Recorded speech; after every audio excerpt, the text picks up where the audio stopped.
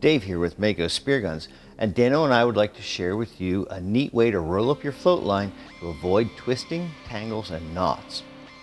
At one time or another, we have all used the old around the elbow method for rolling up an extension cord. This method always leads to badly twisted cord and plenty of knots and tangles.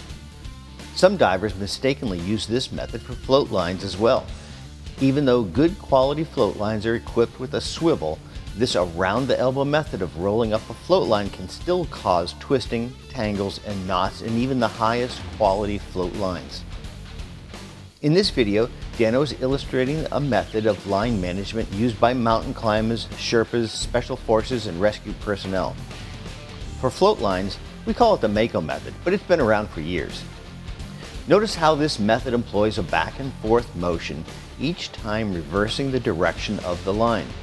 This ensures the line is not twisted, so it will play out without tangling. Notice here that this Mako method is more than twice as fast as the around the elbow method. This is especially important when dealing with multiple divers with multiple float lines. Watch here again while we zoom in and slow it down a bit. With each retrieval, Dano reverses the direction of the line as he reels it in.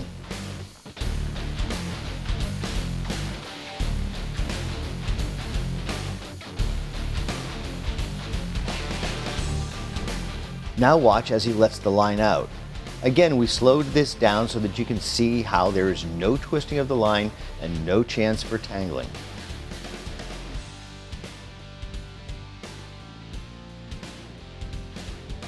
This method also works for rapid deployments, seen here as Dano enters the water for another drift. Here it is once more in real time. And notice the speed in which the float line is reeled in. Dano is 6'3" tall, so he has a wingspan of just over 6 feet. So each time he pulls in line, he's pulling in and winding 6 feet of float line. Compare this to about 15 inches for each wrap using the elbow method. The next time you reel in your float line, try the Mako method. You'll be glad you did. Thanks guys for taking the time to watch this video. For additional how-to videos, be sure to check out our website under the instructional information link.